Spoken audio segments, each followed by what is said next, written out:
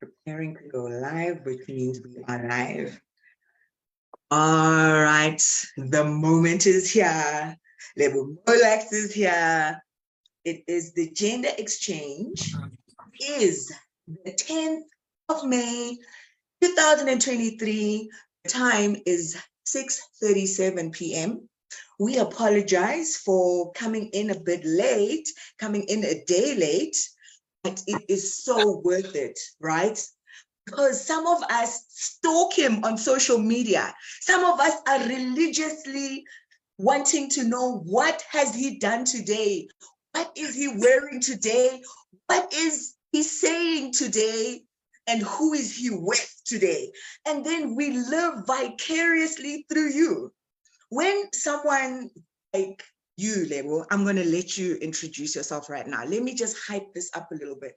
When I know I'm from the same place, in the same area, same town, the same province, that is very underrated in terms of like superstars, successful people, successful queer people, known proudly out public figures, and we see you, we go like, oh my gosh, it just took this person to study, to be brave, to dance, to wear heels. Now all of a sudden, everybody just wants to be around you.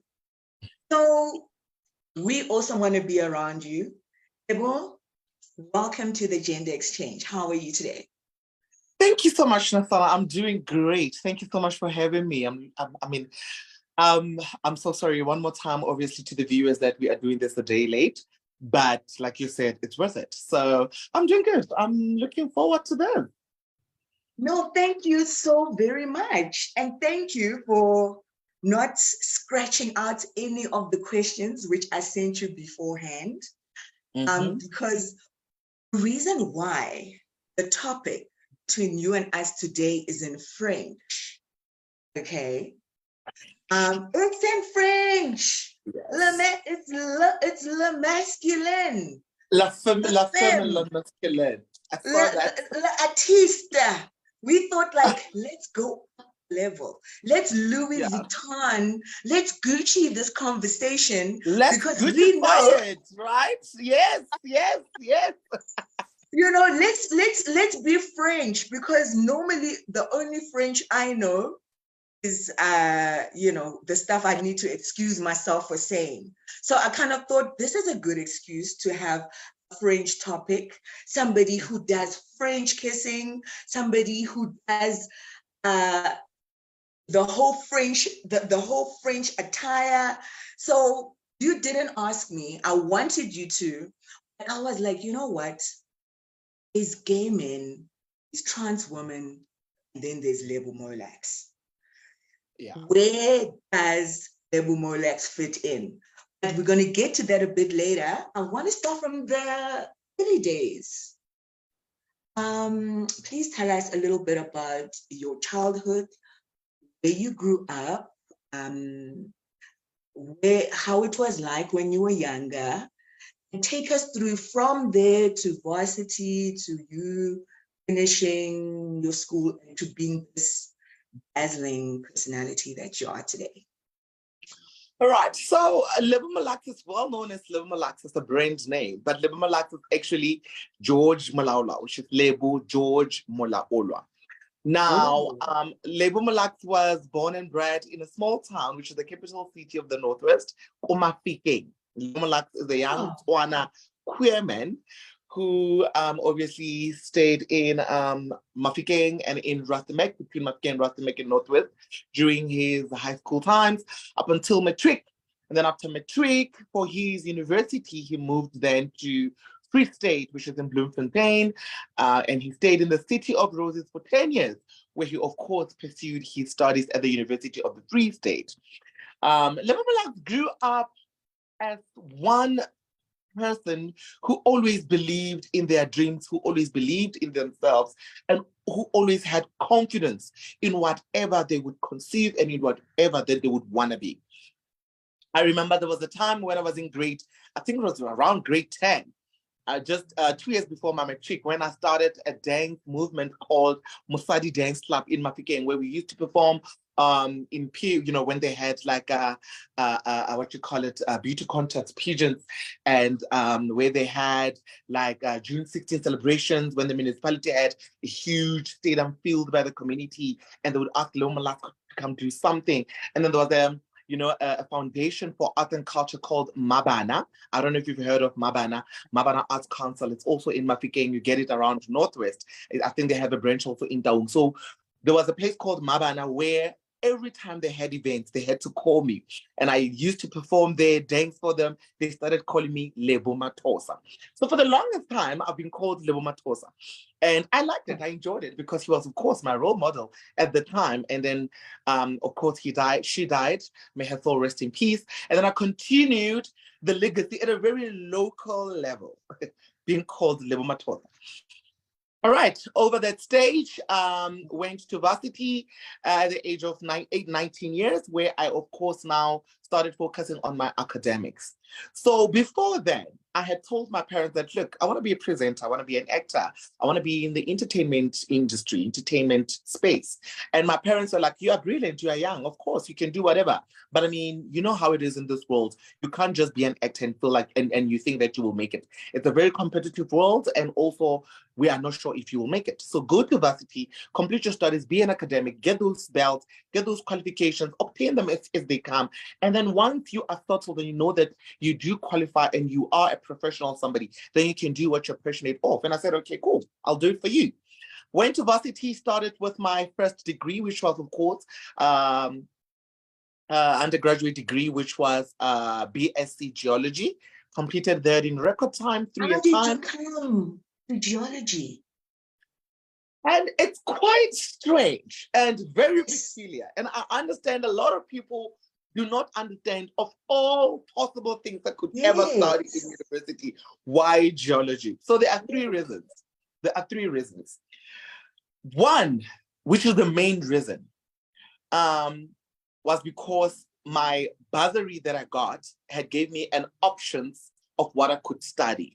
And out of those options, I had a lot of options. I can't mention them, but it's a lot. Under the natural and agricultural faculty, and I could also go into humanities, and I think I could also go to, no, not medical fields. I think it was humanities, agriculture, and natural sciences.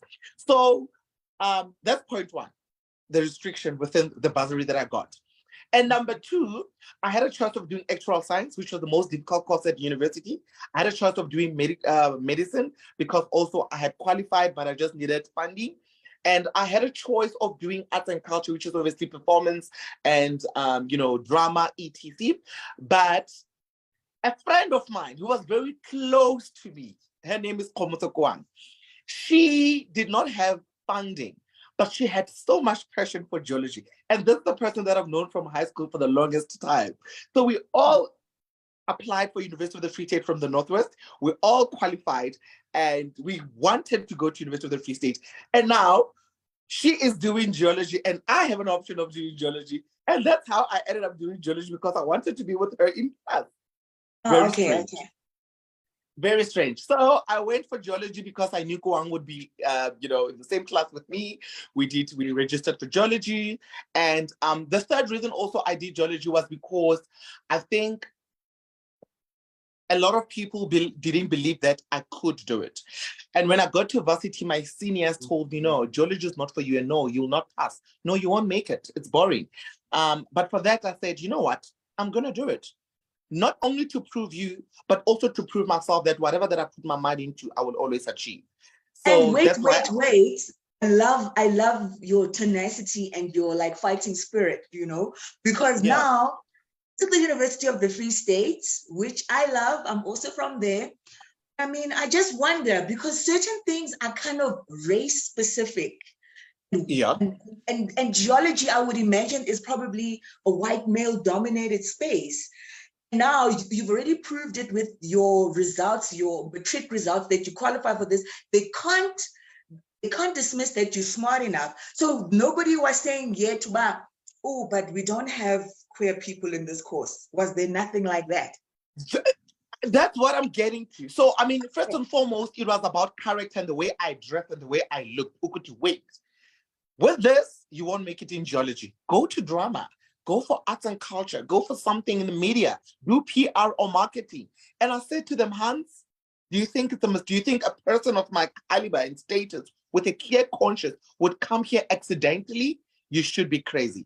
I have registered and I have enrolled for geology. Not only do I qualify, but so far I'm doing so well, as you've seen. So please, just relax. Let's give it a try. So Sit down. my lecturers, I remember there was, geology was full of very old white men, like Maburu. So I never, personally speaking, I never experienced any racial discrimination. Okay, fantastic. that I'm going to be honest with. And if there was anything to do with homophobia, they were very good at hiding it. Because when I walk into the room, I command respect, my presence, my aura, my attitude. So even if you were against my sexuality, it would take you a lot of guts for you to stand in front of me and dismiss me for my sexuality. So obviously my presence and my strong dominance was on its own an intimidation, not only for people who are homophobic, but for also those who were a bit racist. So here's something I know a lot of people who had mentioned that, look, you know what, I don't want to do geology anymore. We are we are failing, but white people are passing. And I had told them, if you are Black and if you study and if you pass and if you look beyond your race and look at your academics, you'll realize that it's your mentality that's telling you that you are failing because you are Black. Why am I Black? And I am, on top of being Black, I am a queer Black, but I'm doing well. Because when I study, I look past any other aspect. I look at the fact that I am here to study and to pass. So when the lecturer marks, the lecturer doesn't know that this is Lebo George Molaula. They look at the student number. But for them to grab that student number and know that it's mine, I mean, what are the chances? So they mark based on what they see. And if they are content with the response and the answers, they'll give you the answer, the marks you deserve, So for me, I think, to be quite honest, yes, at first, they thought, no, you won't. No, you are not able. No, you don't qualify. No, it's not about you. No, you are wasting your time. And I said to them, look at me. Just look. And here I am today. And they can't still believe. No, congratulations, And what you're saying, it really speaks to how we are trying to inspire even young queer people, young trans men who now don't want to go to school because by the tunic, the skirt, or the uniform that they feel like it betrays them in terms of how they feel. I love it when someone who's queer and successful say, I wasn't paying attention to the little things. I knew what I was there for. So now sometimes we wear our sexual orientation on our sleeve as if like, I'm going to pass through life with this. You know what I mean? You know what I'm talking about. I understand what you're talking about, Nosana, and it saddens me. It saddens me because when you are queer, you are wearing now double the problem. For you, being Black in South Africa used to be a big thing, a big problem, all right? But then democracy came in and things changed. Well, maybe not completely, but here and there, all right? But I mean, democracy was there for you. The law, the constitution was protecting you for being Black. So meaning there was no way that legally you would be discriminated because of your skin color, correct? Now, on top of that, you have a problem that you are Black and probably you are in a white-dominated space and you feel a bit inferior and you feel like, you're a minority and probably you don't belong. Now, on top of that, you are queer. Double the problem. So you are Black, you are queer. Now, you want to use this against your opportunities and your ways of succeeding in life. You want to wear it and use it as a cloth for people to, you are actually making yourself vulnerable, if I could put it. You are victimizing. No, you're self-victimization because now you're wearing it as a disability. Wearing as a disability, it as sorry as a way of being inadequate, as a way of not qualifying, as a way of not being able to succeed or proceed to the next level because this is one thing that's blocking you from progressing in life. No way. No way. This is what I love, about what you're saying, because now if we are going to be so few known, openly queer public figures, I sometimes do little interviews We've got like the whole Free State here. And then sometimes the question is, who's your favorite queer celebrity? Then there are always no local people or just someone around their neighborhood. But it is kind of our, if you're going to do well in life, why not do it as yourself? Because I do know some queer people who are successful, but they never want to be linked to their queerness. But let's just pause for that. That doesn't need to be the topic. Because already I've made a mistake with you. I have not done the usual, please give me your pronouns, your gender identity. So those 3 questions I need to ask. How do you identify? And what is your gender expression? Because it's probably going to be different in different circumstances, whether at work and entertainment. And what is your gender identity? What are your pronouns? Right. So first of all, my gender identity, I'm a male. Yes. There are only 2 types of genders on earth. I've heard and I've read that they're trying to come up with the third, and the third has to do obviously with the rainbow nation. For me personally, it will never make sense. There are only 2 types of genders, but when we speak sexuality, then we are looking at a whole diverse situation. So out of the 2 genders, I was born male, not female. I am still male, and I think I will die male. So I identify myself as a man. As a cisgender man, a man. So this gender man is a man. Yes. And this gender man, when you look further into his manness, yes, he is a man that is attracted to other men. And this man is not trying to be a woman. This man is not to identify as a woman. This man is a man who loves another man, and he would still want to be preferred to or referred to as a man. Got it. Okay. Pronouns are strictly he and him. It ends there. Not there, not her. It's him, it's he. That's a man. Now, just to add a little bit of salt on that, if one knows my brand that I've established and that I am an ambassador of, it's called Boys in Heels. Yes. A boy is a young man, but this man is wearing heels. Don't confuse for this man trying to be a woman or trying to be a drag queen or trying to be a transgender. No, it's a boy who identifies as a boy, and he still has the audacity and the confidence to wear heels.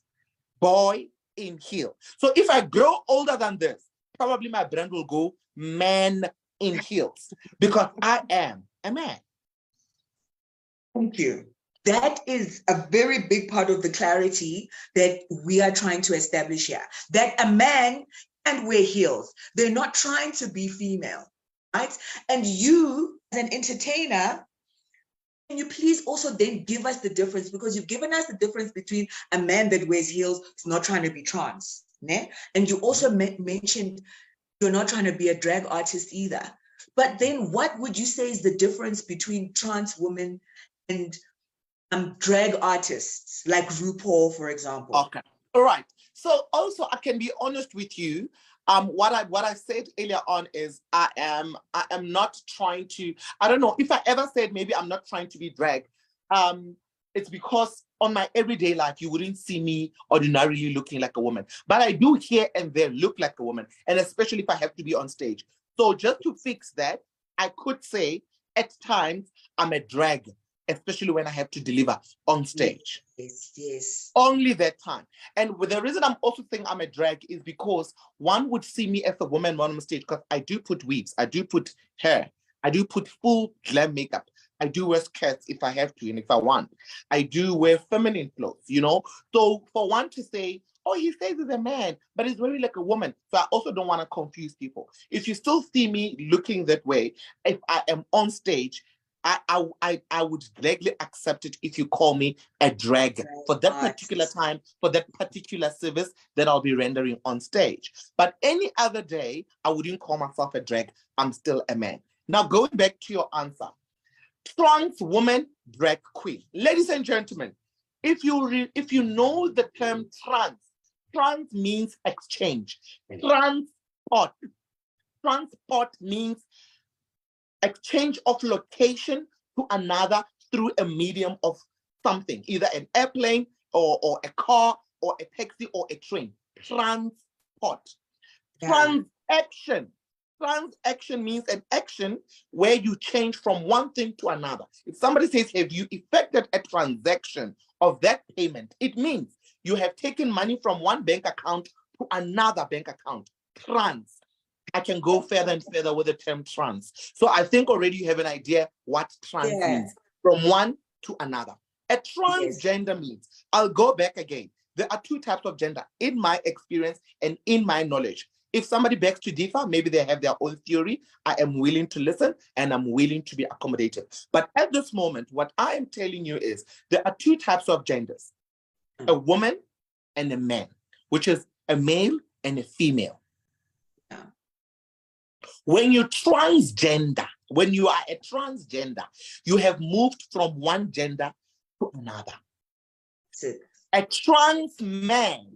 So how you also identify a person is when they say I'm a trans man, that means I am a man who have transitioned from a woman and now I'm a man. If somebody says I'm a trans woman, that means I'm a woman. So there's a suffix and a prefix. You use the suffix. You don't use the prefix. The prefix is a process that they've undergone to become the suffix. And the suffix is I'm a woman. Got it. And there are only two genders. There's a third sex, I'd just like to add, because there's the sex, which is your anatomy, because your gender is how you live and how you think. So most people are going to go the male or female. So your sex is your physical body. You get males, you get females, and you get intersex. But then is the middle gender, the non-binary, the gender non-conforming. And every time I speak to a gender non-conforming, non-binary person, they give me a different understanding of how they see themselves. They'll either see themselves, I reject both genders, I'm neither of them, I'm none. Or I'm looking at both genders, I'm like, yeah, I'll take them both. I won't choose one, right? Okay. So according to you, what is non-binary? You must have come across that. And before I get to non-binary and gender non-conforming, you said there's a third sex. I would like you to elaborate on that because I think what I have just explained is in my explaining, when you are born, it's either you are a male or a female. But we have learned that there are people who are born with either both organs, so they say. I don't know how true that is. And this is, of course, because I haven't seen it, but I have heard. And because I can't literally say everyone must get naked for me in this world to see what organs people have. Say that. It's a private part. And as much as the private part, I know for a fact of a woman who is living is a woman. Everything in him or her, in her, it's a woman. But she has an organ of a male. She does not have a vagina. She instead has a penis. I have seen a man with beards, with short cuts, masculine, but this man does not have a penis. And instead they've got, you know what I'm saying? And I've seen this online. I've not seen them physically, but I would really like to also personally receive education around that. Because for me, I only know two genders, a male and a female. And the third one would probably be both organs, but you need to identify as only one. If you choose that, as much as I've got another organ, but I identify myself as this gender. No, you are right. In terms of two genders, because non-binary is a gender, right? Because we know like some people will either say rejecting the two options. Now those people need to fit into the gender category. even So though they are non-binary is rejecting not, males. it's not a sexuality. It's a gender. It's a gender disidentity. We're going to talk about sex now and intersex, but I'm describing to you what is gender. Your gender is that no matter what you were born with, no matter what your genitals are, you don't have to agree with them, which is why you most likely be transgender if you don't agree with your body, because your gender is mental. And in America, they are so advanced that they're even identifying as different kinds of species. I identify as a fairy, I identify as a rabbit, I identify as a dragon. So I have not taken it that far, because I mean, even the rabbit is a male rabbit or a female rabbit, right? But when we're talking gender, we're talking, how do I think? Do I feel, believe, and live? And I express myself as a woman, that I've got a vagina or not? Do I express myself as a male, that I've got a penis or not? But then there's the third gender, which is the non-binary. I'm like, I'm rejecting both genders. My gender is that I have no gender. And then there will be other people who also identify as non-binary or gender non-conforming. They'll be like, I've looked at both genders. I like them both. I am gender fluid. I'm going to travel between these genders as my expression, my gender expression. Right? So they're the ones that I knew. But now sex is totally different, because we're talking your biology, your anatomy. There's not just men and women, there's intersex. The most common description of intersex, which is actually the most rare, is when baby's born, the clit is so large, it looks like it could be a penis, or the penis is so small, you're not sure is that a penis or a clit. Now the doctors are confused, especially because sometimes you even have a vaginal opening. See, I interviewed somebody like that, and I asked them, what do you prefer to use, your penis or your vagina? What you know, my vagina is shallow. You can't go that deep in. It's like an armpit. So I use my penis, and I'm bisexual. I have anal sex with men. I have vaginas with women, and da. So that is somebody physically, we are bonagala in the anatomy. But then what is more common is for you to show your characteristics during puberty. So now my penis or vagina looked fine as a baby. Puberty arrives. Now I'm menstruating out of my bum. Whoa, what is it? Did I have ovaries the whole time that the doctors didn't know about? Oh, I'm a woman. I always knew I'm a bit of a tomboy, but now my voice is breaking. I'm growing a beard. So that is also, there's no two intersex people that are the same, because it can either be your chromosomes or your physical anatomy, or it can manifest during puberty. And that is why we've got Act 49 of 2003 at Home Affairs that says you can change your gender description. Most people that are changing their gender description is because Nyanike, don't call me Peter. Can't you see I'm Amanda? Because now my ID is betraying me. I'm dressed up. I'm looking sassy and feminine as anything. The ID still says Peter from when I was 18.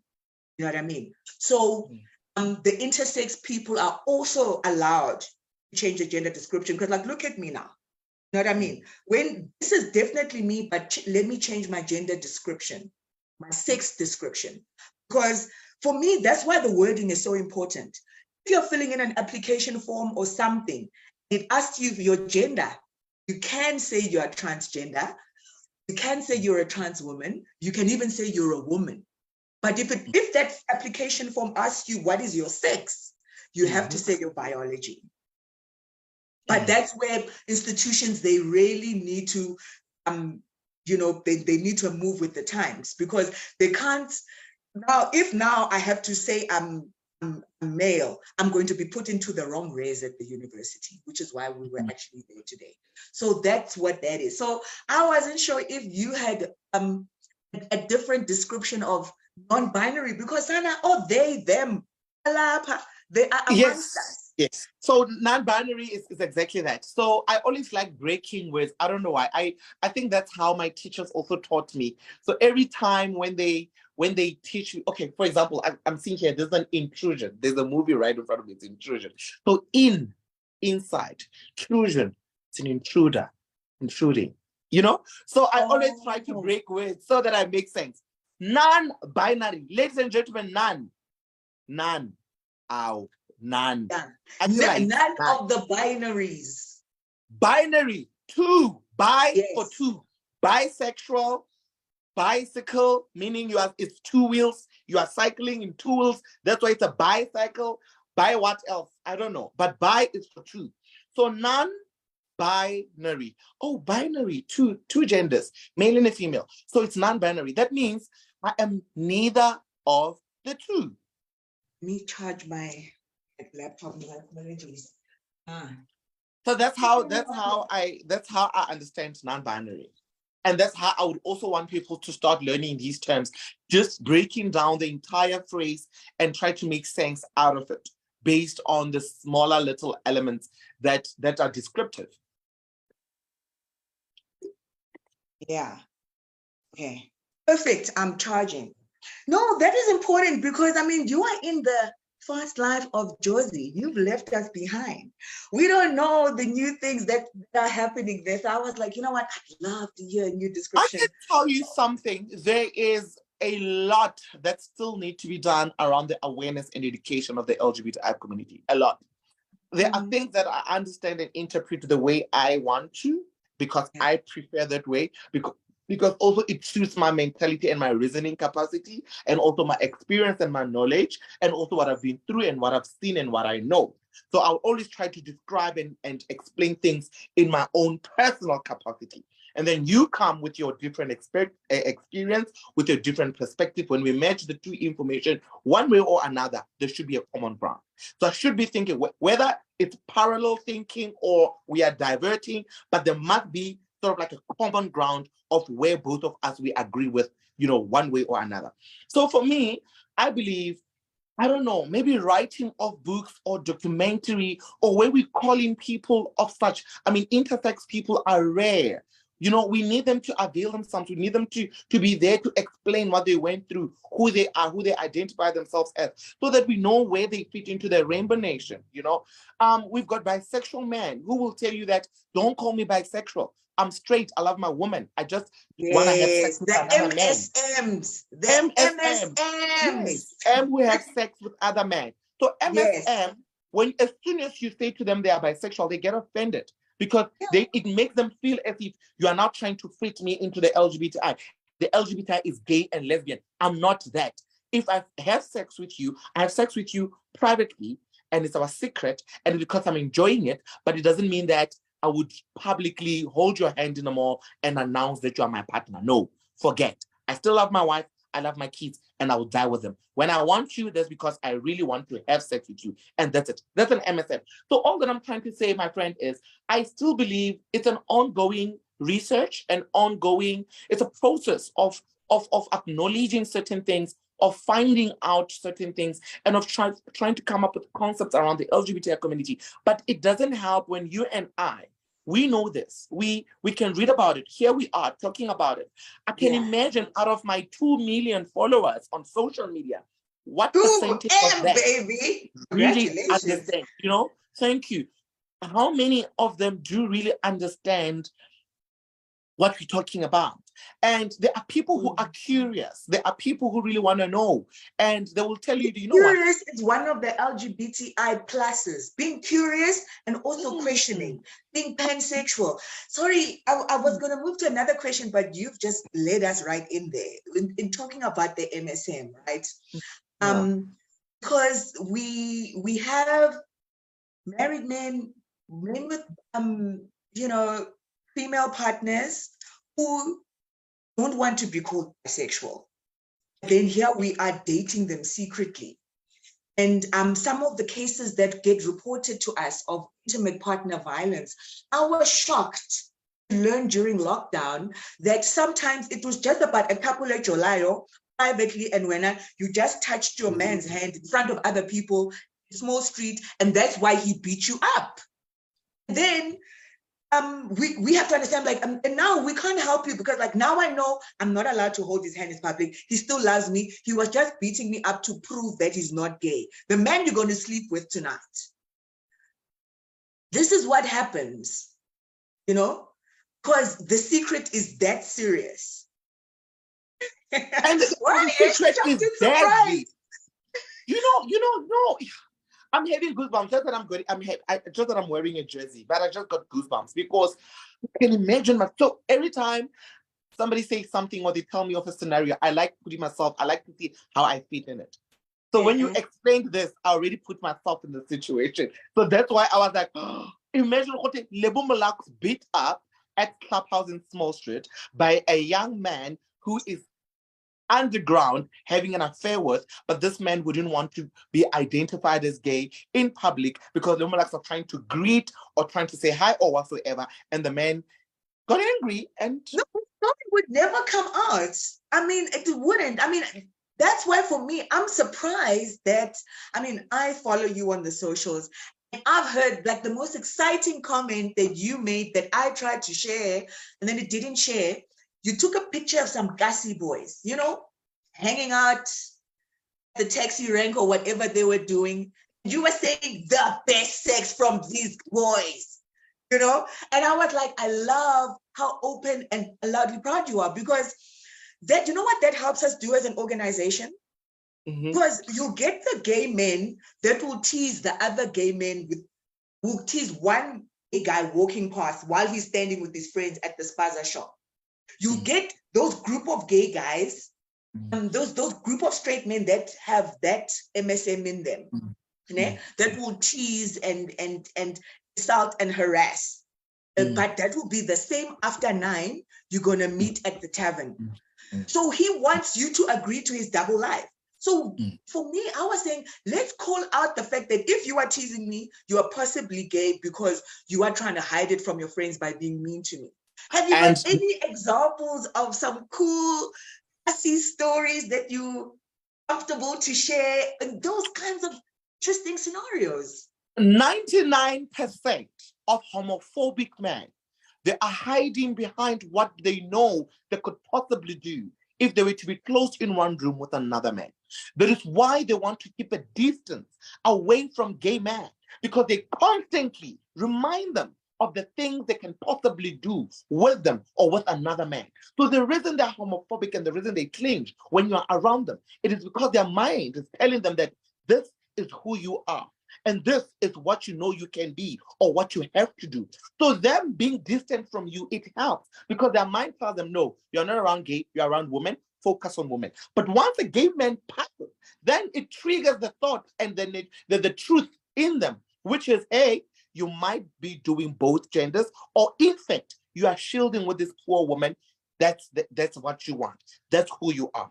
You must remember when you grow up, parents and elderly, the society, they give you pleasure into believing that it is a right for be a man and only be with another woman. That can come from church, that can come from school, that can come from your priest, that can come from your mother, that can come from your idol, your role model, if it's your brother or anybody in the community. And remember, when you are young, whatever people tell you, whatever people teach you, you believe it is the truth and the only truth, and that is what exactly you must do.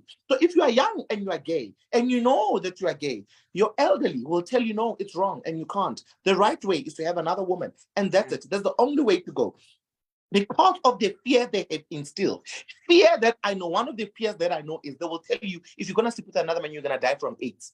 That's for me personally, that's how I know they scare young gays. Do you know AIDS? Do you know how it's killing so fast? Have you seen it? Men who sleep with other men, they die from AIDS. You don't sleep with another man. That's fear. Yes. Instilled in you. And because you know you don't want to die from AIDS, you will never sleep with another man. But when you grow up, these feelings grow with you. They develop even better, even worse. The more you try to hide from them, the more you try to ignore them, that is where they multiply and manifest in you.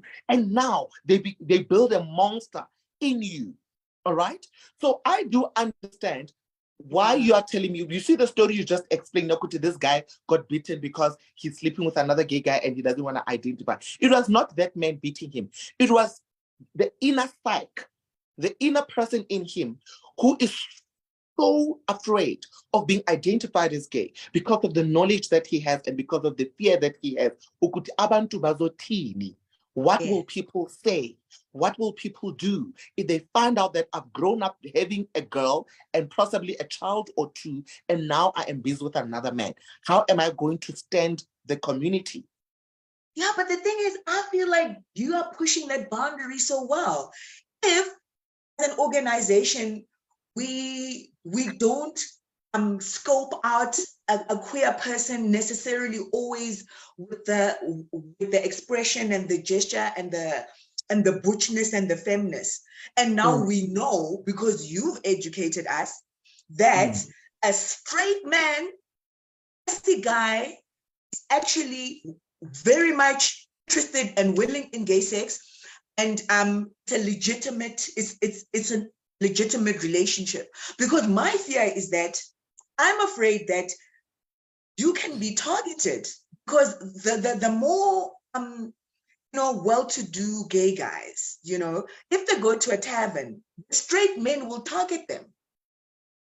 But like, buy me this beer, do what you want. And then I'm wondering, where do they fit in terms of what you were teaching me? I know you would know to have taught me this, but I was seeing that, okay, there are certain men that are obviously secretly having gay sex, and maybe amongst themselves is what they do. I can do that. But what about those that aren't really gay and are doing it just for pay, are doing it just for the beer?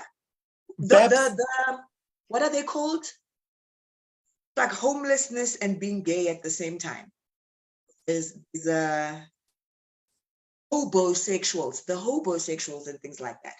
That they don't have a place to sleep, they can be gay just for a place to sleep. So are they there also? And people that are gonna not be gay at all, they're gonna date a celebrity like you, and then use whatever they're gaining from you to support their heterosexual relationship. Are you familiar with that? And how would you warn other gay men or other queer folk? Like, I personally think that is the most fascinating thing about the gay world. The most fascinating thing.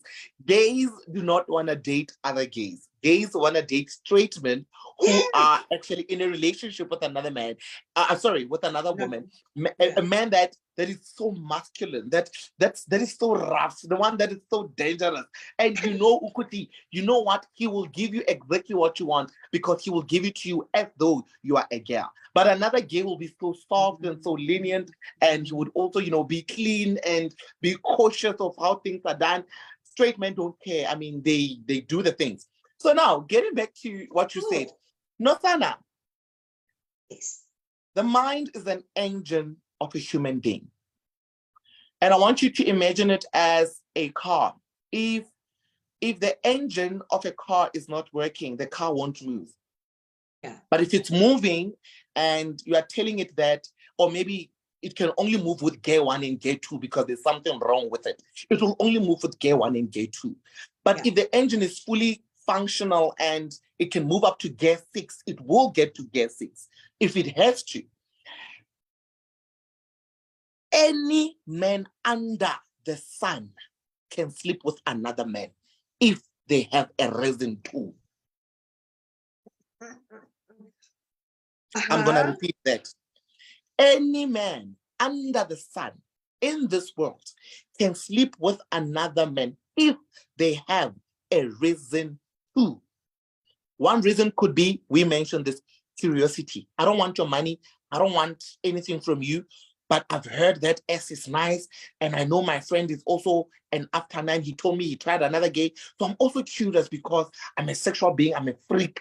And I want to do it with another man. I just want to see how it is. I've been there. I know how I've been with a person who told me I'm doing it for experience and give me the best experience. And I said, I'm going to give you experience and I'll make sure it's the best. And to this day, that person is doing it after me. Before me, he would have not. He's no longer curious now. You can't be curious every day. So he's no longer curious. Now he knows how it feels. And he has decided the engine of his body has told him that, look, whenever you want, you can always go get 2. So to this day, if he wants anal, no, I'm going to be specific. He said it to me, anal with a woman is different because I tried it with my woman. But if every time I want anal, I want it with a man. And I can't sleep with other men except you. Also, Ooh. that's a certain capacity of the engine, remember.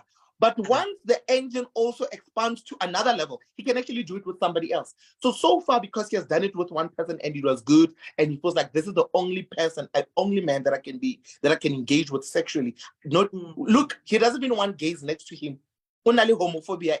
And I told him, kid, why? I know, because I'm not like them. I'm not them. Okay, but you're doing it with one of their kind. And yes, you, only you. But what do we call that? But you know what? That also adds on. Like our parents, I know I have a partner a while back who was saying, hey, my child, I just wish you weren't a lesbian. I see those lesbians, they are so untidy and they are drunkards, they are violent and they are rude. So that is how we are known to be in the straight world. Why lesbians, dangerous drunkards, is going to walk around with knives and they're going to get hurt because they're still girls at the end of the day, right? So there are people that are going to not want to be lesbians because of that stigma and stereotype. Lesbians are like this, they thieves. I mean, you know all the things. You're a thief, you're a liar, you're untidy, you're rude. And my question is, after the story that you've told me that this person wants to sleep with you, this doesn't want to be like them, which means there is a way that we are known to be those thems. But what are we? Oh, we are loud, we are too much, we are over the top. What is this thing from a male side? Because I've told you from a female side. Why they'd be afraid.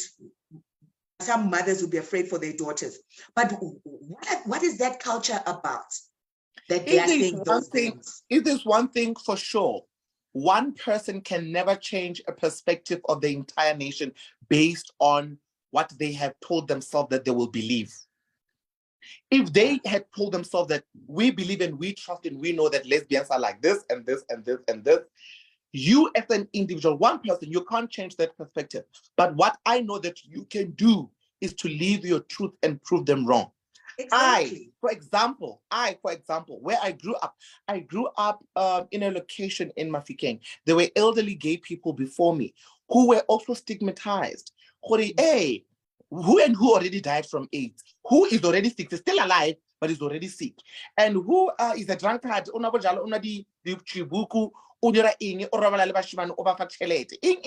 All those things. A gay cannot be neat, a gay cannot be educated, a gay can never own a car, a gay can't be successful, a gay can't. And I told them, yes, they can't. So let it be. Until I was in the picture. And to this day, the amount of respect I get from my neighborhood and from the community, not only because I'm a celebrity, but also because I had changed the entire perspective of thinking that gay people are like this. You are very stereotypic, and you now want to believe one thing because that's what you think. Also exposure matters. Nosana, if you're only exposed to a certain thing, you only believe in that because that's what you know and that's what you're exposed to. So you think this is it, and you think this is the best it can go. This is how far it can go. Until you are exposed to something different, and you're like, no, man, this and that. Now we've got options. You know what I'm saying? So I know exactly what you're saying. So that's also why we're celebrating you, because we know the strength and the power of your visibility and your success, that it changes minds. So now I want to get into the question of that you are a graduate and you're an entertainer. And I'm not sure if you are still doing both, because you are so busy right now that I can't imagine you are doing a 9 to 5. What do you enjoy most between the work you do? And please explain your other 2 degrees. And tell me, please. Tell us. So, by the way, I've got 4 degrees, 4 science degrees in total, not 2. First undergraduate degree in geology, first honors degree in mineralogy, a second honors degree in hydrogeology, and my master's in hydrogeology. So, and I'm a qualified hydrogeologist who's practicing as a hydrogeologist, also registered with the SECNAS, which is the governing body of scientists in Southern Africa. But my passion took over, and my passion is to entertain. It took over because today I am who I am and what I am, because when I wake up, I wake up as Lebo Molax. I live as Lebo Molax. George Molaulwa was a build-up to who I am. I remember there was a Yeah. point in my life when people used to, when they used to book me to come MC or to come dance, and I wouldn't want them to pay me because George Malawa was financing my life, So that's how Okay. also my brand grew up. I mean, not grew up, what? That's how also it developed. And Yes.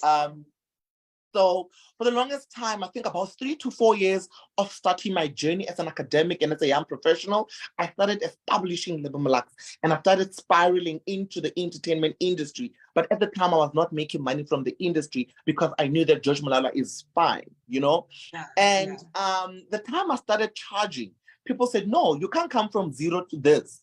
And I said to them, I am. And if you can't afford, that means you're not the target market. And people who knew me from where I started to the time that I was, when I told them this is the fee, they said, by all means. Exactly. And those who expected, no, but Lebo, yesterday it was for free. Today is this. I'm like, yep. I proved to you what I can do, and I did it for free. And the reason why you want to book me today, it is because you know what I will deliver. I am worth this. And that's exactly You're not doing hydrogeology anymore at all?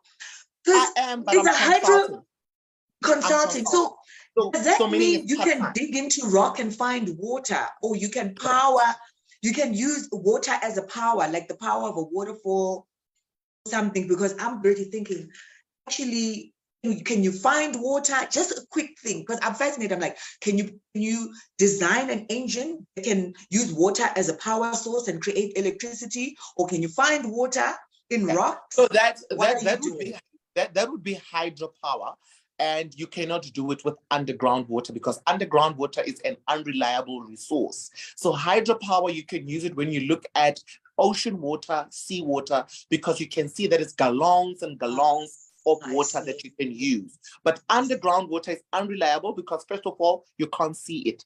You don't know how much of it. You can't quantify it. But you can use it for domestic use and for commercial use. So what we do, you can find a borehole for some. So what we do as a hydrogeologist, we identify using certain assessment measures the best ground or the best geological position where you can drill a borehole with a hope that you will be able to get an obstruction of water enough to yield for you to use that water for a certain purpose. So that's what hydrogeology is, and that's what I am doing. But yeah, I addressed the aqua power thing. Yeah, that one we need a lot of water. I see. No, okay, no. So you obviously enjoy entertaining more, but I'm actually curious, what pays more? What pays more? Entertainment pays more, but entertainment is not reliable. It's not. It's not a reliable income because it pays more at a short period of time. You can make double times of what you would have made In a month. as a geologist, but there will be a month or two where you are making slightly less or even nothing as compared to what you would have get. So I think corporate is smart. Corporate know we deserve more. Tholwana, let me tell you. Corporate, when they give you a salary, they know that ideally you deserve double of that. They know. But they'll still make it less so that they take that money and make sure that it's sustainable throughout a long period of time. Oh, I see. So that's how businesses that's how companies have strategized their salary structure. That is why also, the reason I'm saying they know you deserve more, chances are your salary is double, but they'll just give you half. The other half, it goes to pension fund, it goes to retirement fund, it goes to housing allowance, and it goes to car, all those subsidies. But they know that if they were to give it to you all at once and they don't subsidize anything, you'll probably make as much as people that are making in the entertainment. So like I was saying, the entertainment, they won't take out medical aid, they won't take out life insurance, they won't take out all these things. They will give you a lump sum, boom. Then you have to be smart and say, fine, out of this amount, this is not all mine. Actually, half of it is mine, and the rest you need to distribute into these other accounts. So you understand, but what I'm trying to say to you is money in the internet comes faster and it comes at a like lump sum, but it's really not sustainable. That's why we've seen entertainers that have went broke, celebrities that have went broke, because they now upgrade their standard of living based on their income at that time. And they forget that once, the season is dry, it'll be very difficult to maintain that lifestyle because already Yes. there's a lot of money needed. But you can leave as a hydrogeologist because you already know that as a hydrogeologist, I'll be getting this minimum. And the more that you get, you distribute it, you save, you invest. But your Yes, yes. lifestyle, keep it low, keep it at a bare minimum of somebody who is working at corporate. So celebrities always want to go for Louis Vuittons, and they want to go for Mercedes Benzes and big apartments in Centton. Not that we can't afford, and we are not stupid for not going for such lifestyle, because we know that once it's dry, we will be depressed and will have anxiety because we can't now afford, because there's someone younger, someone fresh, someone more relevant who is making much more money than you are. Dare I say that when I see you and Somizi in the same frame, whether it's a poster, whether I see a picture, I'm filled with joy, because I think there was a show that Somizi did and he invited Moshe and Diki. I love how he's passing on the baton. He's saying, okay, look, he's not going anywhere. He's still the super celeb that he is. I didn't include this question, but I mean, like, he's very successful. He's a businessman. He's got different shows and all of that. Did he just find you and go because he seemed like he's keeping his eye out on the queers that can make a difference, that he can, I'm curious about how you met, and for some reason, I'm thinking that he approached you. So you won't believe this. Actually, you are right. I never thought listen, I were friends on social media. The first time I met him live, I never thought he would identify me. He's the one who called and said, Lebo. We were at Bloemfontein at South Campus. Go South Campus, there by the location, LAIU. Vista. Vista. It was Woman of Note event. Woman of Note. Yes. I was still staying in Bloemfontein. I was the upcoming thing, doing my thing, got a special invite for Women of Note, VIP vibes. So Mizu was the MC. So Mizu, then people started taking pictures. And for some weird reason, I'm sitting where I am sitting. And I want them to finish because I don't want to share my time with somebody else when I want to greet. Yes. And instead, so Mizu realized that I think he became impatient. And he was like, Babs. So he called me out by name. Hi, Lebo. And I'm like, hey, Batung, Kitty. So for me, it was, you know me and you know me by name. Wow. So, that's a nice thing. But then from there, we took a picture together. I remember. And then this was the first time we met.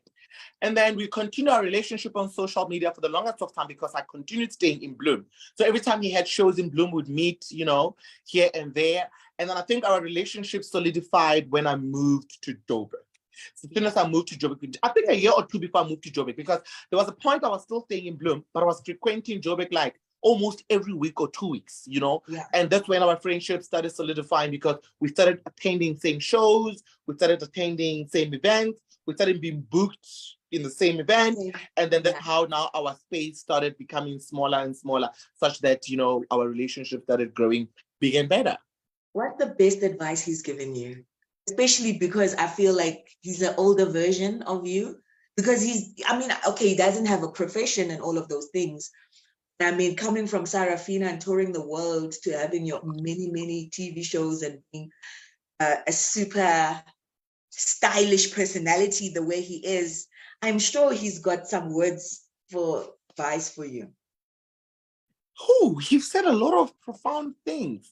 And I love this question. It's so spontaneous. It was not part of the but it wasn't. It's so interesting because you literally you want me now to critically think of our deep conversations that I've heard with him. And it was not so long when I told somebody what he once said to me, and you won't believe right now, I can't think of it. What did he say? He said a lot of things, But you can confide in him. You kind of feel like you don't have to remember, but I guess, if you had it with you, what you could remember, that would be great. But now let's talk about, if you Do you remember? I do Because I wanted to remember. talk I about do boys in remember. heels. There was a point I called, no, I sent him a text because I needed advice on something. Yeah. And he said, can you take a call? And I said, yes. And he video called me. I sat outside, he was in his house, and he said, some things you don't talk about some things over text. They need a call. And I said, oh, okay, great. And then it was about a new show that I am doing. And I said, look, I have this show that I'm doing, and I really need you to help me because this is the proposal that these people is giving, but I still feel like it's not fair. And this is what I would rather prefer. And so Mrs. said to me, Ari, as a young brand, spend as much money as you can on your brand to make it look beautiful. So that the time when you charge people for your brand, they know that you're not charging them for something you've just done such out of your mouth, but it's because they've seen that that's the brand that you are selling. If it means going to Durban July and you are not booked and you are not paid, don't say because you are not booked and paid, you're going to look ordinary. Go out of your own pocket and spend 10 grand, book an accommodation, get a car, get a fabulous outfit, and make sure that everybody who sees you and everybody that knows you can see that you took a great deal of endurance in looking proper for your brand's sake. Because there will be a time where you are big enough to tell people that you're not only booking Lebo Molax, but you're booking Lebo Molax and the wardrobe designer, an assistant, a makeup artist, a PR, and the company that you're working with have to pay those people because they've seen that you have paid for such services yourself. That's the best advice that I remember him giving me a few weeks ago. And you're absolutely right, because I am always so concerned because our clients are living mostly on Facebook, and that's their whole life. That's where they show off, right? But I feel like they don't know the possibility of how big that can go for them if they just do that well enough. Just don't have a dirty something on the floor if you've taken a profile picture. I was thinking to myself, I just want to do a little workshop on like how to look good on social media without even being a celebrity. Because even us as an organization, we will look at your social media and see like, how do you talk? What do you say? If you represent yourself well, you can represent us well. Yeah. Do you know what I mean? And that's how you get gigs. That's how you get projects. That's how you get campaigns. That's how you do PR for companies. Because when they do a research, they want to know first, what do you believe of yourself? How do you think? What's your perspective about you? How do you do things for yourself? Before we can associate our brand and our company with you, we want to know that you by yourself, how do you represent yourself? You know, because we don't want to be caught up in a mess where you are misrepresenting us simply because you can't even represent yourself. Absolutely. So I love that, you are taking so much care in your brand.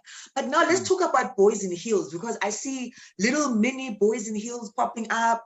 I feel like you've been a trendsetter of being the queer public figure in the party scene, right? Yeah. And you are the original boys in heels RSA.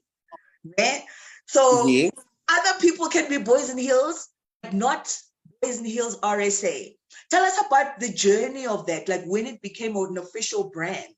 Because I saw now that you were in Cape Town, you are throwing your own Boys in Heels parties. It's not another alcohol brand or something that's inviting you. It's not another event that's inviting you to feature. You are there now. That's all about that and how it differs from other Boys in Heels, and if you'd be willing to kind of like mentor others or whatever. Because at the end of the day, I'm hoping at the end of this interview, people know how to talk to you. There's nothing worse than being a celebrity and somebody comes up to you and say, "Hey, fair chance, doing what? What do you want?"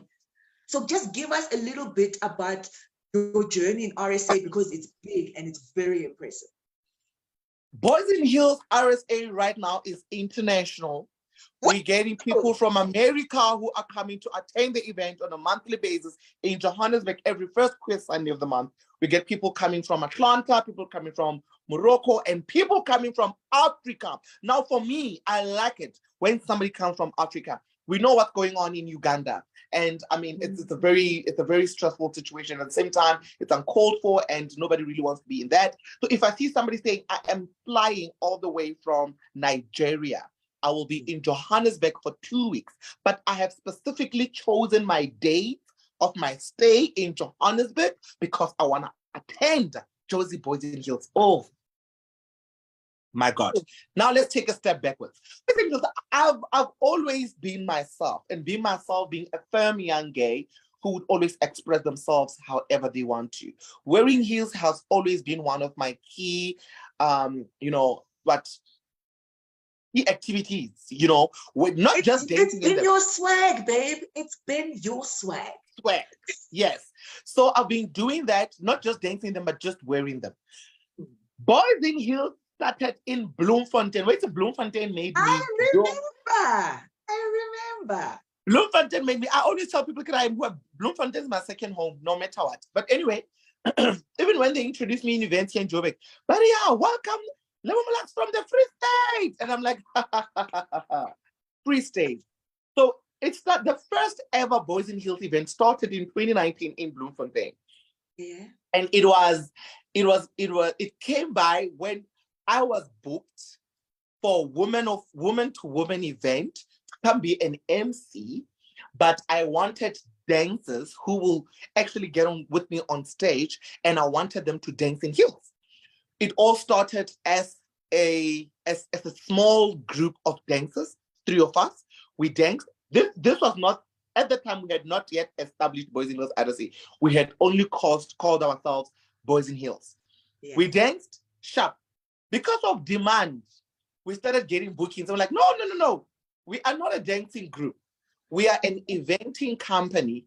And in fact, when it started, it was a gender swap themed event where we wanted ladies to be in ties and boys to be in heels. And at first, when I started it, I don't want to lie, I never thought it could be LGBTI orientated. It was open for everyone. I just wanted it to be a fun event where even straight men can just come wearing heels for 5 minutes and take them off. Yes. Until later on, of course, because of lack of support from them, and then we've seen a great deal of support from the LGBTI, we started now narrowing it down into an LGBTI community event. So from that time, we started getting bookings. So like, okay, money here and there, let's do this. We did it. But the problem is, when you do something because you have to do it, it's a problem. You need to sit down. You need to think. You need to plan. You need to strategize. And then you commit into doing something. Now, we did it as friends and we did it for fun. But I sat down by myself and I said, I don't just want to call this Boys in Heels. I'll call it Boys in Heels South Africa. And then we'll start with events and we'll continue with the bookings, which is for dancing. I did exactly that.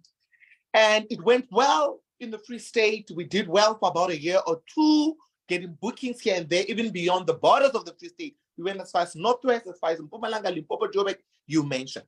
But still, I continued doing Boys in Heels events besides the dancing and the booking side of it. Now, like I said, we need commitment in any group. There must be commitment and there must be a vision, and all of us must have a parallel vision so that we all move in the same direction. Okay, I started moving to Johannesburg. When I moved to Johannesburg, that's when I started now doing it every month because people liked the idea. The video started going viral. Now, certain brands started, inquiring and they wanted to be part of it. And we've seen a lot of people wanting to invest in the brand. Or, can I be your event planner? Can I invest on this? I'll be the one doing events around the country. You are just the face, you are the brand. People now come in, not that they want to steal the idea, but because they can see there's potential, they want to be associated. Where you see a great potential, you always want to be part of. And it got to where it is today as Boys in Heels RSA, where we hold events, or rather host events. In Johannesburg, we host every Queer Sunday, every first Queer Sunday of the month. And then we are now rotating. Does it change venues on Sundays in Johannesburg?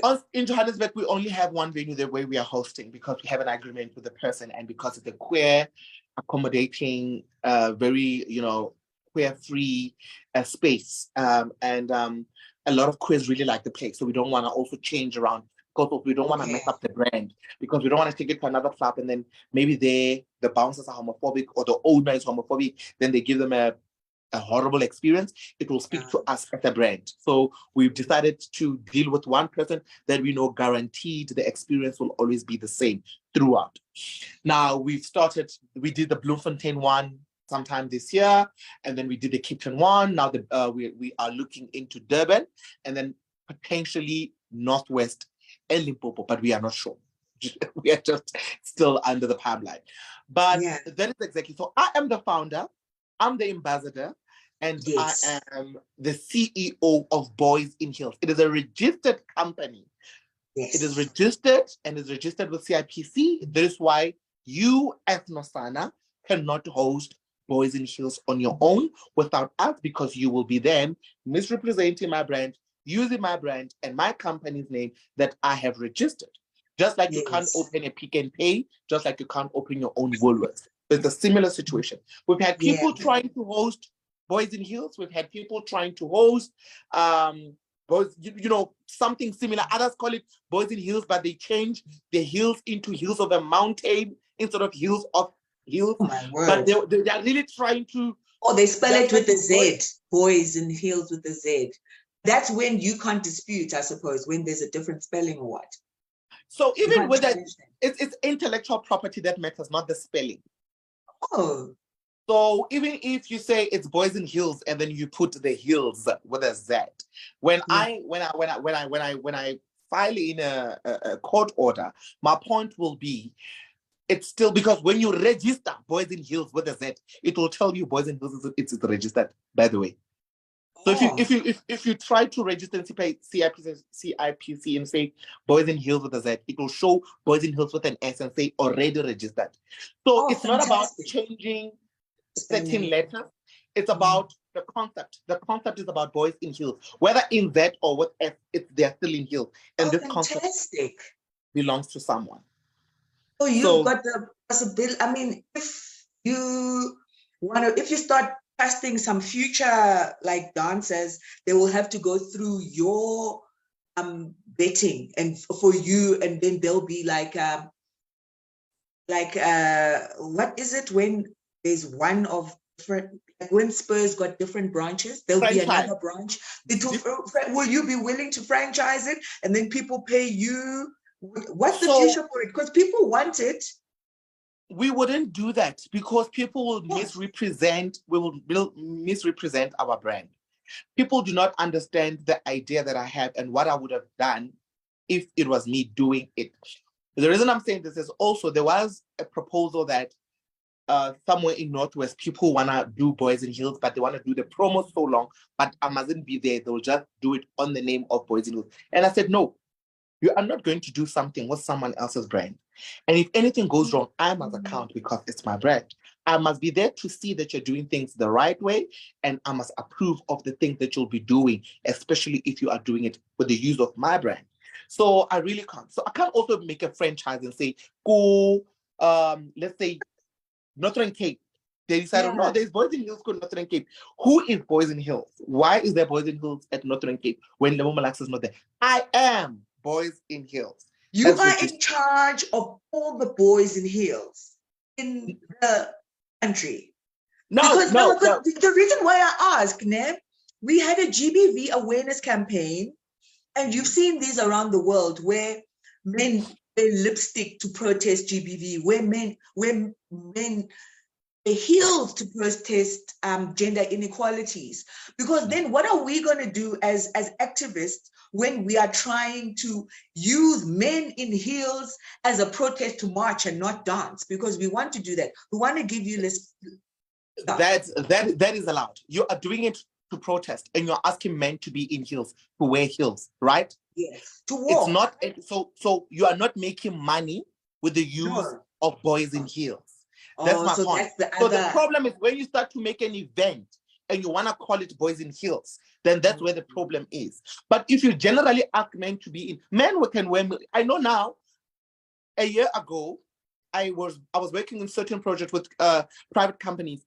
They even started doing, I think, for Women's Month, men were wearing heels every Thursday, because Fantastic. I went to the company, we did something, and then I introduced the concept, and they said, look, it's Women's Month, and we are celebrating women and we are against GBV. And as men, you are required to wear heels during lunchtime on Thursdays. And they'll take content, they will tag me, I will reshare, I will repost. It's fine. Oh, So you're allowed. fantastic. You're allowed to do whatever you want to do with boys in heels if men are in heels. All that I'm saying is you are not going to run a company or a business or an event and then you use explicitly the term boys in heels. That's where the problem comes in. But if That's you ask fantastic. men, or no, just wear heels. We are all wearing heels. It's a protest against GBV. We are working in heels. It's okay. Whether you post, That's whether you're not, fine. fine. I mean, it's just we can't tell who to wear heels and who not to wear heels. That we can't control. Anyone can wear heels wherever they want. And if it is for their own interest or it is for a specific project, it's still okay. The problem is if you do it explicitly using the term boys in heels for whatever reason, and especially if there's monetary interest in it, then it's an issue. No, I hear you, because now I feel like you are doing something new. Mm-hmm. It's as new as what RuPaul did when he got into drag.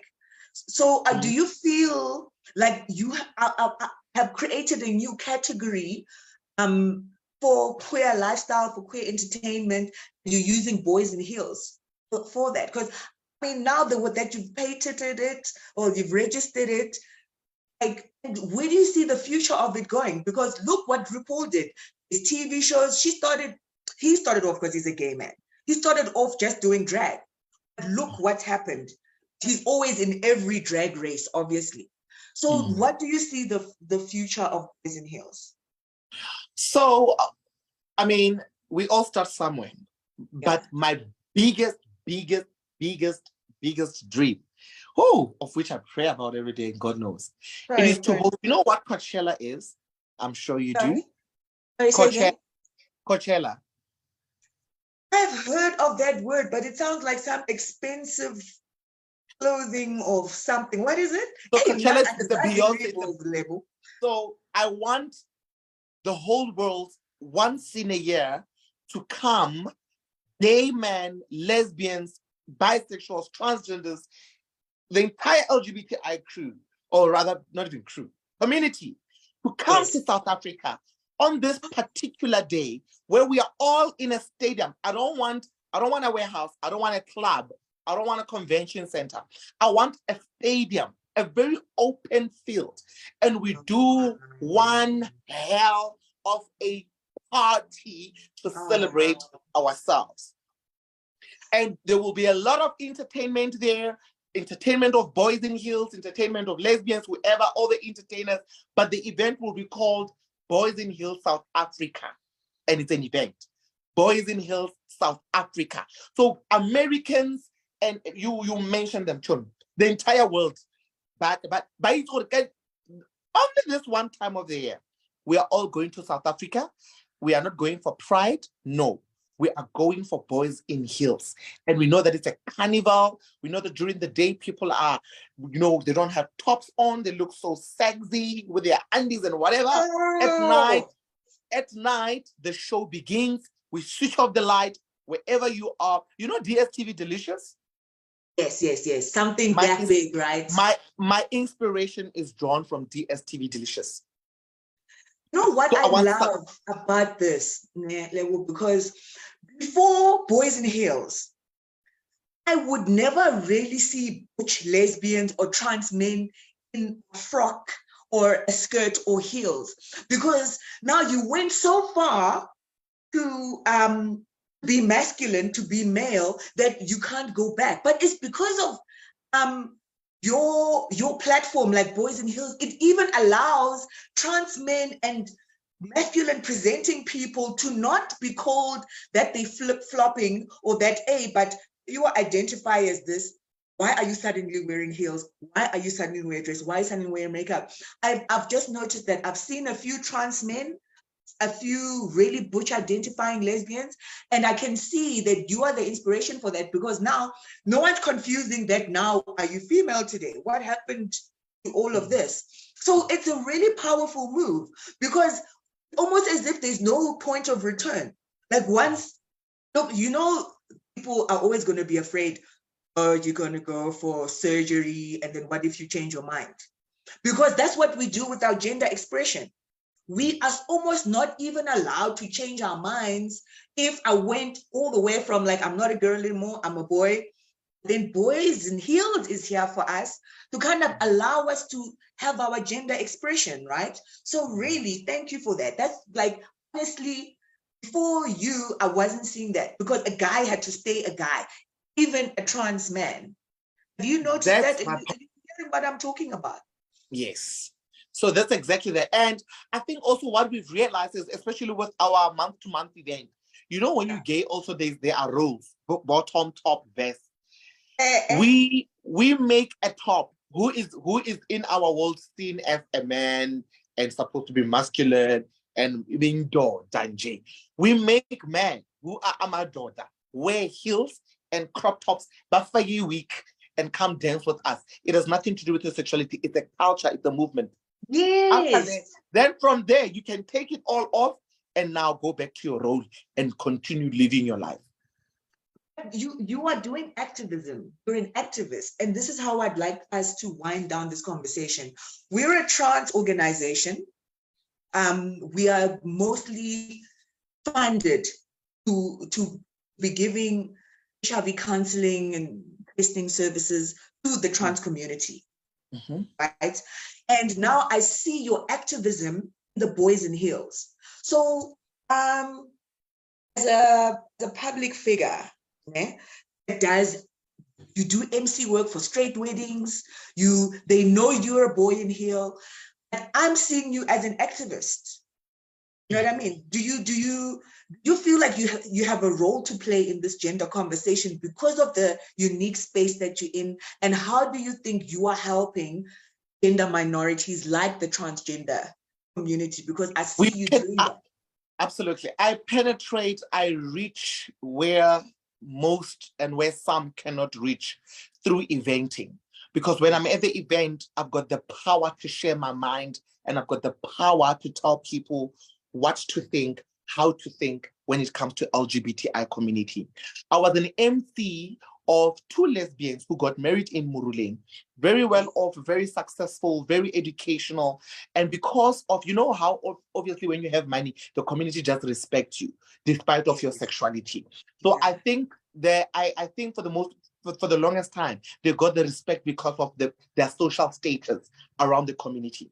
But on the day of the wedding, that's when now people started showing their true colors of how they feel about who women getting married. No, we know that we like you. You staying together, you dating was enough. But marrying is another step and it's disgusting. And as an MC, when I say I reach the unreachable, and when I say I penetrate through to the community in terms of educating and obviously as an activist, it is because I have a chance of teaching these people, of educating these people about the LGBTI community. And I'm sensitizing the matter, but at the same time, I want you not only to tolerate, but to accept and to accommodate and know Ukuti. These people are existing and these people are part of our community. So for me, as an MC and as Boys in Heels, I go to events wearing my heels. People, it's not everyone who's on social media. It is not everyone who knows me. I know one of my videos that went viral on TikTok, is because I went deep into the villages where I was an MC and I was wearing heels and I was a boy in heels and I did my famous walk, you know. Yes, we love it. Yes. So the time I was doing my famous walk, as I was walking by, old men from a famous church in South Africa were sitting there and they couldn't understand. And now on that video, people kept on saying, Baruti were confused. Can I like it when they're like that? Because now today, Baruti, they know. Wherever Baruti are now, they know who I am and they know what I stand for, what I am, who I am, what I believe in, and whether they accept or tolerate or not. But the fact is they are aware that there's this kind of a person and it's many of us, not just me. You know what I'm saying? So I think being an MC, I'll be standing there all by myself in front of magnitudes of people. And the power I command, honestly, it's so profound and it's so strong. And it gives me an opportunity and a chance to actually educate people about not only myself, but about the entire LGBTI community at large. And we thank you for that, because I just wonder, because I sensitize tent spaces. And sometimes both us within the community, we don't know certain things. Look, I had to explain intersex to you. And then I have to explain the term cisgender to a very patriarchal man. And I must say, I like them both equally. I love it if us as LGBTI, we are powering ourselves with information, terminology, and knowledge. I love it also in as the general population, So do you do it differently depending of the audience? If it's a straight audience, you do it differently. If it's a queer audience, you do it differently. Just your whole charm and your whole way of presenting things. So to be honest, I do it differently when I'm working with the queer people and when I'm working with straight people. If I know that it's a straight dominating field or work or event, you call it, I do it differently because I need to be sensitive as well. I can't be extra, I can't be dramatic, I can't be the diva because now I don't also want to spoil the moment, and I also I don't want them to look past my profession. I don't want them to look past my services that I'll be rendering, which is an MC, and I don't want them to oversee how good I am in what I do, simply because I've overshadowed all that because of my character and because of how I presented myself. So there's a way that I would want to dress. There's a way that I would want to speak. There's a way that I would want to say things. There's a way that I would want to do things, because I'm still saying I'm gay. I'm a gay man. I'm in heels. I'm okay. But I am an MC. And right now, I'm not here to teach you about being gay. I am here to render a service of being an MC, being myself. And I want you to see me as an MC. And when I say, guys, keep quiet, you keep quiet. And when I say, now, the next item, I will call the president onto the stage. I would like you to stand up and give a standing ovation and give it up for the president. I need you to listen to me and also to react to what I'm saying, because I've got the power and the authority as I am the MC of that particular service. So, but when I'm when I'm working with the LGBTI community, strictly I can do it differently with the drama, with the juxtaposition. I give it a bit of a zanga zang zang, because that's what they want, and they relate to me. So I would do it anyway. And then you are in the media. So, Nosana, how many more questions do we still have? It's been 2 hours now. Two more. What role can the media play for gender minorities positively? Because I see you are doing your own media, but it's still not DSTV. Good question. You know what I mean? DSTV, and I'm sorry to say it. Oh, maybe I shouldn't be as explicit. I might just get into trouble. But other broadcasters, let me say broadcasters. Yeah. You happen to mention that particular one, but this time I'm being general and I'm not mentioning any. Broadcasters are having an issue with broadcasting explicit LGBTI community content on TV. One, they will tell you because we are still an African country, and other African countries are not as accepting as South Africa is to the LGBTI community. So you must remember, broadcasters are making money based on viewership and rating. So their problem is that they will always be skeptical of showing 100% LGBTI content, because chances are African countries that are not accepting and that are not so fond with the LGBTI community will either boycott the show or will not view the show at all, or they'll have some sort of complaints through the Broadcasting Commission, blah, blah, blah, blah, blah, because of whatever the reason could be. If they happen to see, for example, two men kissing, they can use it against against us. Ukuti, the Broadcasting Commission would say, if we see explicit sex and blah, blah, blah, we must report. But now we saw two men kissing, or we saw two men talking about sex, or two men doing whatever the case may be. This is their explanation, okay? And broadcasters go as far as telling you that if people are complaining about an LGBTI content, that means, first of all, they won't view it. And if they don't view it, that means you also don't make money as as a cast member or as a character in that content, okay?